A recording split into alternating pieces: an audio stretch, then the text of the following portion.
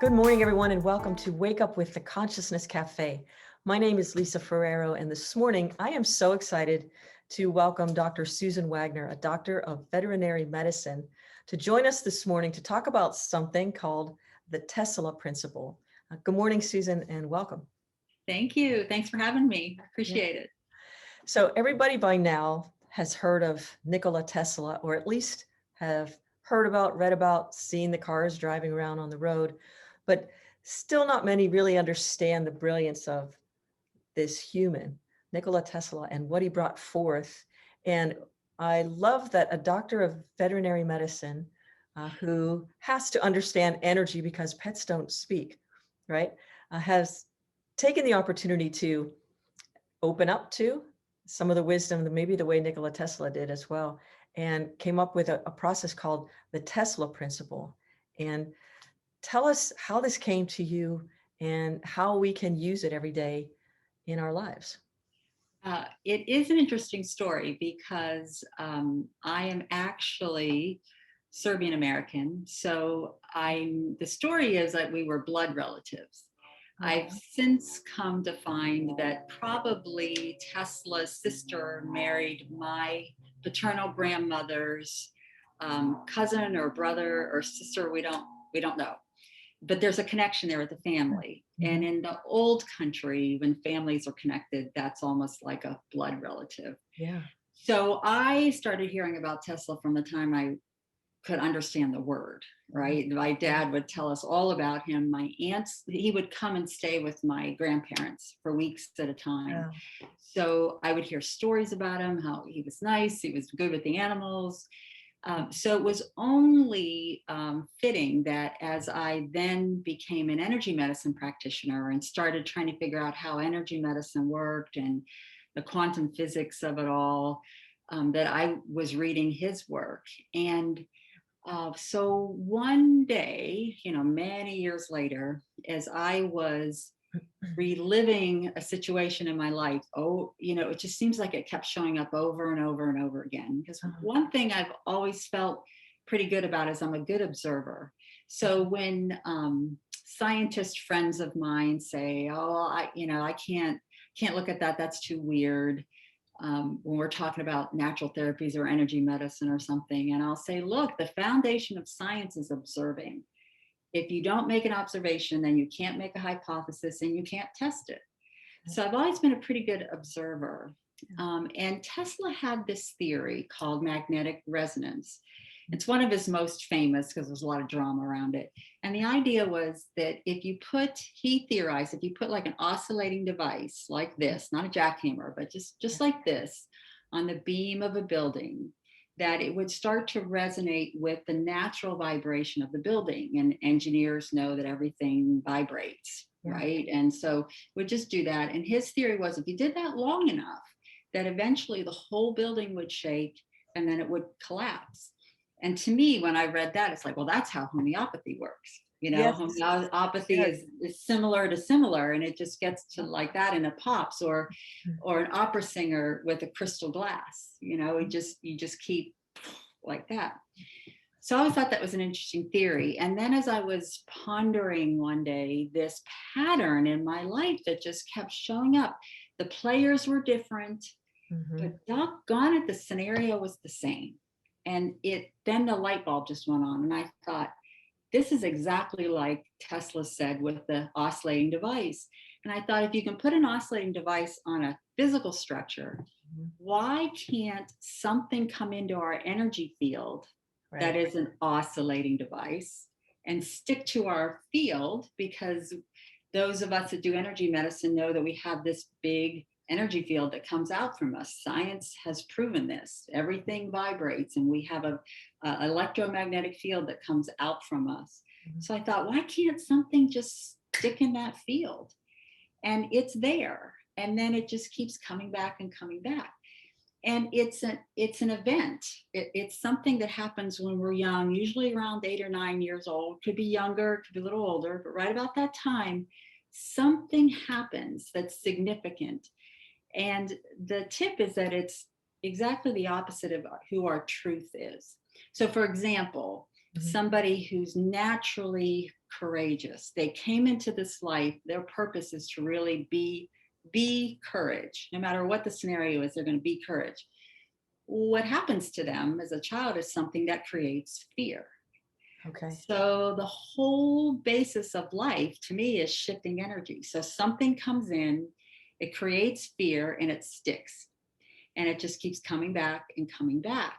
And the idea is, if we knew better, and every time it came back, we go through another fearful scenario, we just would look at it and go, oh, that's that fear energy. Yeah. I get it. I'm gonna calm down. I'm gonna be courageous. And then that energy drops and our true energy comes forth. But nobody teaches us that, right? So what happens? The fear comes, or maybe somebody that's meant to be peaceful, they're going to have a scenario that makes them angry. So what happens every time it comes back, we get more afraid or more angry. And what happens? Energy on top of energy makes it bigger. Right. So just like the oscillating device, it gets bigger and bigger and bigger. I always ask questions like, why isn't somebody supposed to come into this life and be angry, and all of a sudden somebody comes in and makes them peaceful? Like, I'm just kidding. Yeah. You know? Yeah. Well, I think I call it our spiritual specialty. Like, I think this is what life is to me. We come in with a spiritual specialty, whatever that is. And our job is to work through the energies, because if we work through it in a positive way, then a third energy is kind of created for all of consciousness to raise up. Yeah. So to me, it's just working with energies, but we're not taught that. So we just get angry and angrier, and eventually are fearful and fearful. What's the metaphor for the building collapsing? It's an illness. Yeah. It's a life crisis. Yeah. That's when we know, oh, wait, and sometimes that's what it takes to wake us up and go, whoa, wait a minute. Yeah. What chaos theory, it's the same thing. For any system to change, it must first go through a period of chaos at which it either reorders at a higher level of functioning or collapses. And sometimes in that collapse is the opportunity. And again, if we can retrain ourselves to see these as opportunities to flex those spiritual specialty muscles. I like that, spiritual specialty, with a divine dispensation, from the infinite to come and be these things. I think one of the things that's most fascinating about what you're saying and what Nikola Tesla was on to, and I've forgotten about the connection, the familial connection you have, which is really fantastic. I remember learning about him when I was 13 years old in a metal shop class, and I was hooked because it made so much sense because of the things I would experience. I was open to, and I didn't let go of. It made so much sense. But talking about musical vibration can lift us, can make us feel better because it shifts the field. People who are at a high, pure, resonant tone, they just come in and everyone's spirits are lifted. Exactly. Speak more to how this principle can, or just say more about it in terms of we being the particle and the energetic force field around us, and what we might be able to do to shift. And that is a great question, because, as I've kind of walked this journey, and seeing it. So once you see something, then you can't not see it. Right. And so once I could see it in others, and which is always easier than yourself, right? Yeah. So once I started seeing that and working with it, to me, one of the best things we can do to raise up the energy is to really have the courage to look at what the obstacle is, or what that energy is. There's so much talked about in the healing world of lifting up vibration and positive manifestations and affirmations, and that's all great because it's creating a space that helps us to do the work. I would argue and add that ain't going to do it all the way.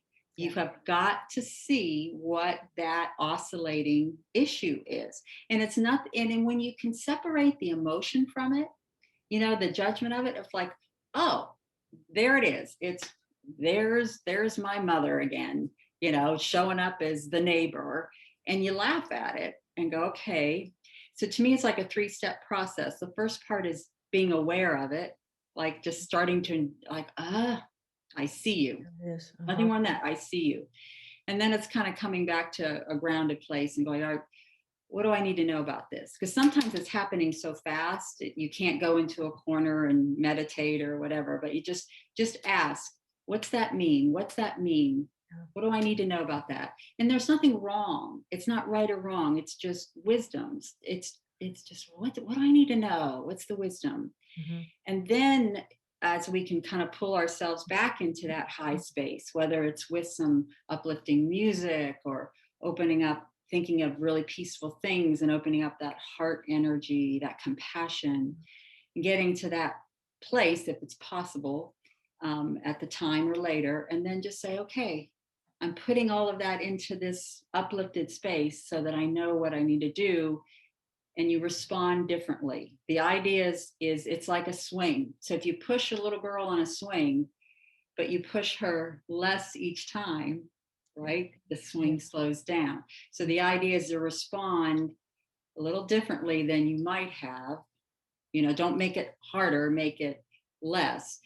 And it's like a pendulum. It's my disclaimer is it's going to come back. It has to.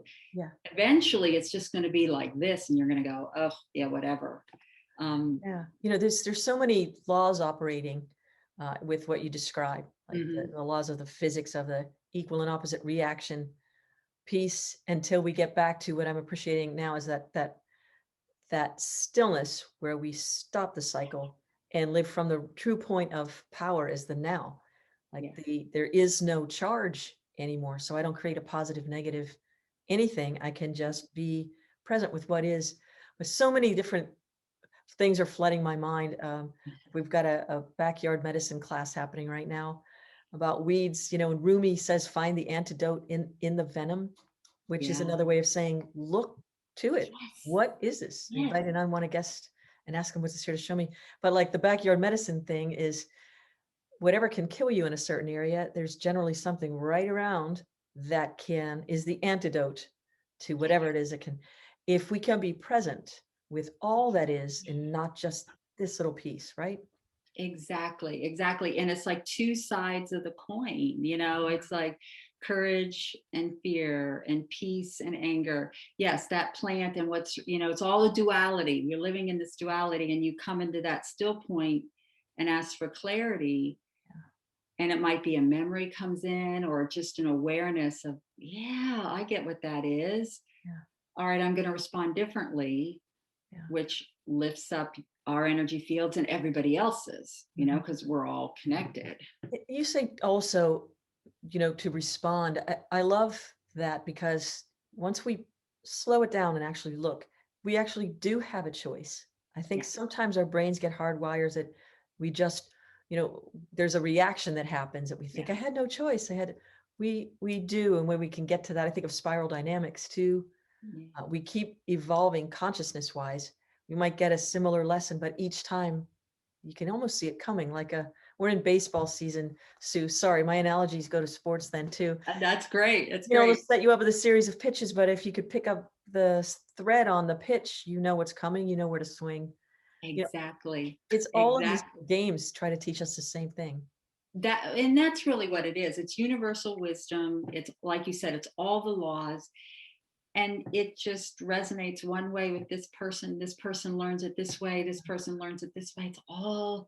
It's all creating the same thing of really uplifting that consciousness and doing our part in this little circle of what oscillation we're working, which helps the whole, and lifts. Please say that again, because that is so important.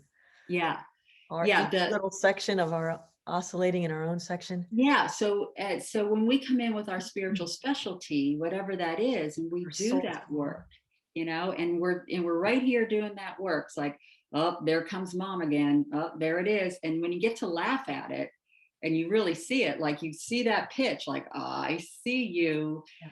Then it loses its power, and you come back to that peaceful place. So we're all doing that. Like, okay, I see you. I'm responding differently. I'm staying right here.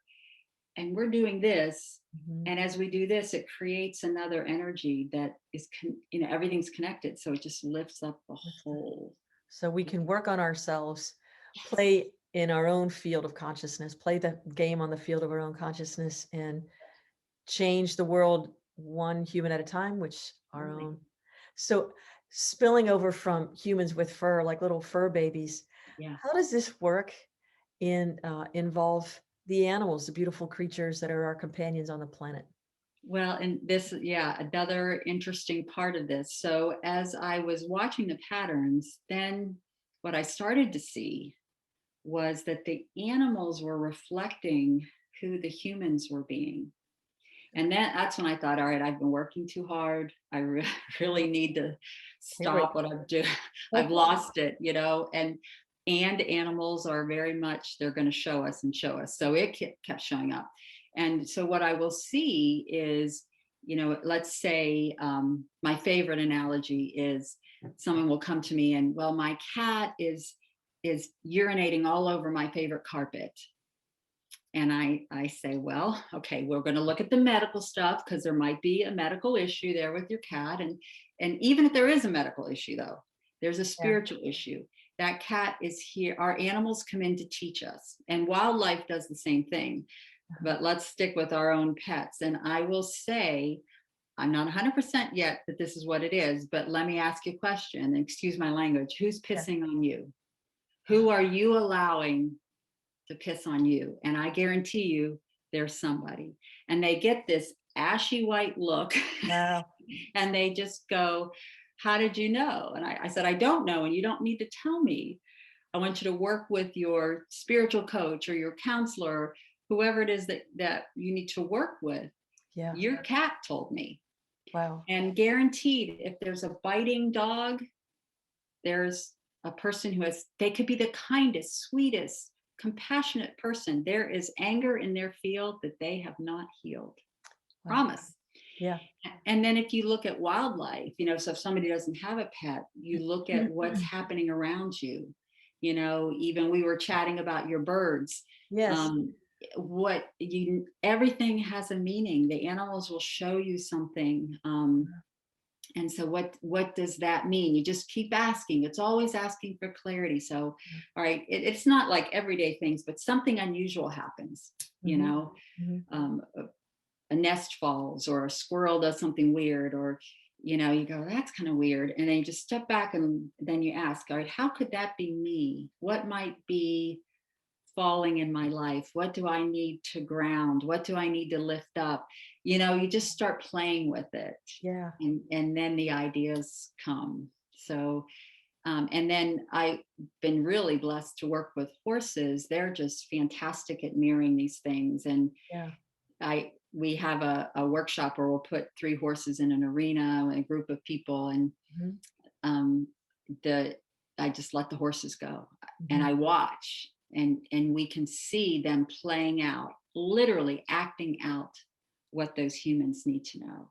It's unbelievable. Horses are astounding. I know Yeah. we've got a friend who has, I think it's called eQuest, a nonprofit in Texas, only with horses, and realized through working with children with multiple sclerosis, Yes. some PTSD people came in. And how does that work with PTSD? Do you have any inkling how the field works with horses specifically?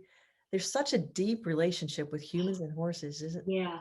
And if you think about how big a horse is, so from one standpoint, it's the size, because they're a huge being with a huge electromagnetic field coming out. So think of them as a big magnet.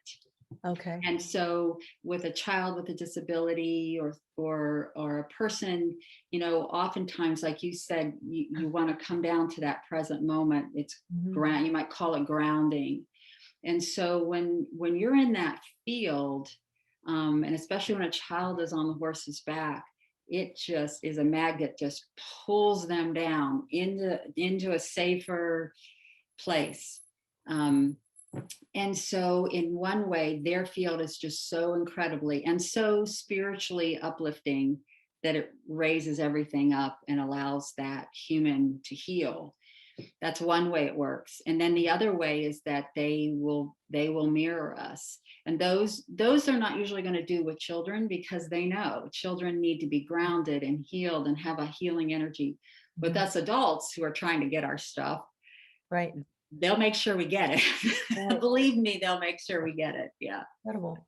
What's one in wrapping up? I know we're going to offer a workshop with you later in the fall, and I'm so grateful It'll for be that. fun. Yeah. Right. This is Yeah. such a but how can we begin to be more present with our beings as we move through summer? Like, what's one small thing we can do to keep ourselves in check with our energy field, or how to notice the Tesla principle? Yeah, I think the biggest thing is to just, and I'm all about intention. We have all these wonderful tools to help our energy, and when it comes down to it, intention is the most powerful energy. And for those that maybe don't get, well, what does that mean, intention? When you set an intention, it's really telling yourself something. It's telling your energy field something.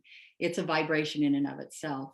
So the first step is really having an intention of, okay, I do want to see this. I want to see what my patterns are. Mhm. Um, and I want to be open to just seeing what they are, Yeah. and asking for help. Like, okay, I need some help working with this. Here's my disclaimer. And I tell people this all the time.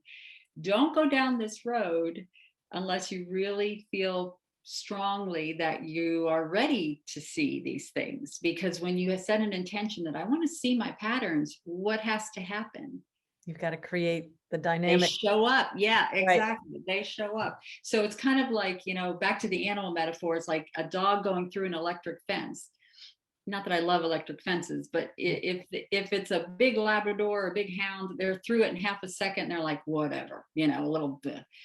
But you don't want to get stuck in that electric fence, because Right. it's just like this constant zap and nothing's going well. And so it is very much a contemplation, a thought of, this sounds fun. I do want to see my patterns in life because I am doggone tired of living them, Yeah.